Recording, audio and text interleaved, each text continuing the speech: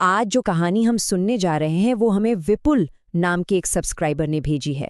और ये कोई मनगढ़ंत कहानी नहीं, बल्कि उनके साथ घटी एक सच्ची घटना है। एक ऐसी कहानी जो शायद आपके रोंगटे खड़े कर दे। हम में से कई लोगों के लिए ये सवाल सुनते ही न जाने कितनी मीठी यादें ताज़ा हो जाती हैं। गांव की वो कच्ची गलियां, आम के बाग और दोस्तों के साथ दिन भर की मस्ती। विपुल के लिए भी ये एहसास बिल्कुल ऐसा ही था। लेकिन विपुल की छुट्टियों की ये खुशनुमा याद एक ऐसी भयानक रात में बदल गई जिसने सब कुछ बदल कर रख दिया। तो चलिए देखते हैं उस रात आखिर हुआ क्या था। तो कहानी की शुरुआत होती है चंदनपुर से, जो विपुल की नानी का गांव है। हवा में छुट्टियों का उत्साह था, लेकिन किसी को अंदाजा नहीं था कि ये उत्साह बहुत जल्द एक अजीब सी बेचैनी में बदलने वाला है। विपुल ने न जाने कितने महीनों से इन छुट्टियों का इंतजार किया था। उसके लिए चंदनपुर जाने का मतलब था अपनी नानी के लाड़ प्यार और अपने सबसे अच्छे दोस्त रॉबिन के साथ ढेर सारी मस्ती। उसे तो यही लग रहा था कि ये अब तक की सबसे बेहतरीन छुट्टियां होने वाली हैं। लेकिन उस साल गांव में एक अजीब सी घुटन वाली गर्मी पड़ रही थी। ये वो वाली गर्मी नहीं थी जिसमें बस पसीना आता है, नहीं, ये एक ऐसी गर्मी थी जिसमें हवा जैसे थम सी गई थी। सांस लेना भी मुश्किल लग रहा था। दिन में भी एक अजीब सी बेचैनी महसूस होती थी।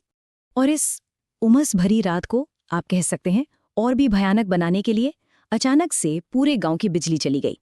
अब चारों तरफ था तो सिर्फ घना अंधेरा और एकदम घोट देने वाला सन्नाटा। विपुल की नानी ने उन्हें साफ साफ चेतावनी दी थी और उनकी आवाज में ना एक अजीब सी चिंता थी, जैसे वो जानती हों कि इस अंधेरे में कुछ ठीक नहीं है। ये एक ऐसी चेतावनी थी जिसे नजरअंदाज करना एक बहुत बड़ी भूल हो सकती थी। अब इतनी घुटन और गर्मी से परेशान होकर विपुल ने एक ऐसा फैसला ले लिया जो उसे बिल्कुल नहीं लेना चाहिए था। एक ऐसा फैसला जो उस रात की सारी भयानक घटनाओं की जड़ बनने वाला था। विपुल ने जैसे तैसे रॉबिन को फोन लगाया और कहा, यार बहुत गर्मी है, चल ना बाहर खेतों की तरफ चलते हैं। रॉबिन थोड़ा हिचकिचाया। उसने कहा कि उसने सुना है रात में वो जगह सेफ नहीं है, लेकिन विपुल के बार बार जोर देने पर वो ना चाहते हुए भी मान गया।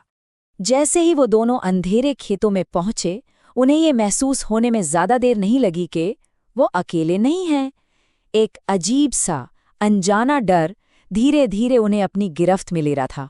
सबसे पहले रॉबिन को ये एहसास हुआ कि कुछ तो गड़बड़ है। उसने विपुल को रोका और फुसफुसाकर कहा, 1 मिनट चुप रह, कुछ सुनाई दे रहा है क्या?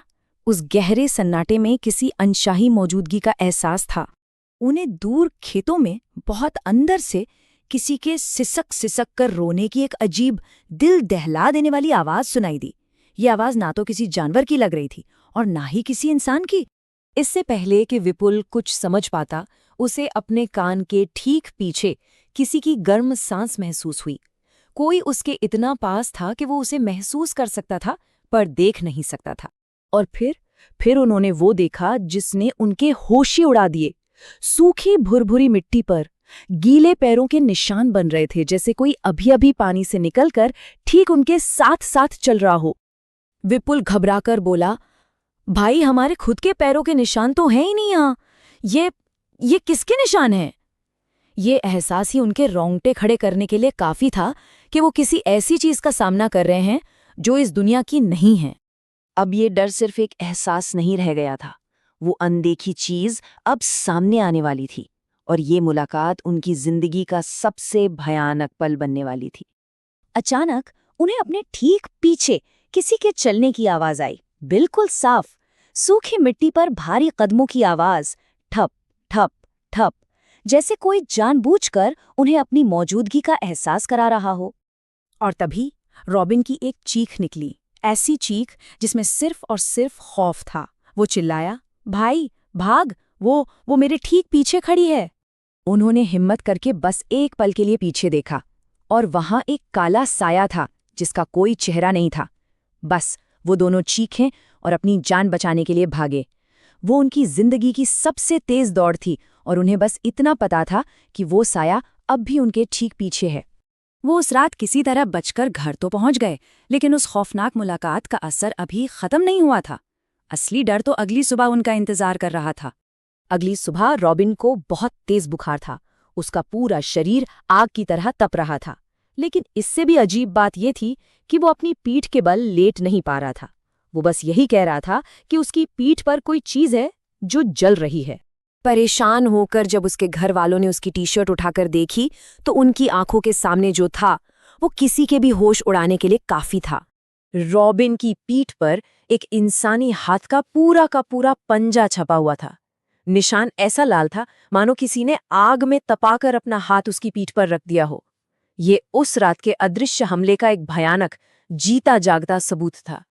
विपुल की नानी ने उन्हें रोका था, चेतावनी दी थी, लेकिन उन्होंने उसे नजरअंदाज कर दिया। ये कहानी हमें ये सोचने पर मजबूर करती है कि अक्सर बड़ों की चेतावनियों के पीछे गहरे अनुभव छिपे होते हैं। सवाल ये है कि हम कौन सी चेतावनियों को गंभीरता से लेते हैं और किन्हें नजरअंदाज करने का जोखिम उठाते हैं।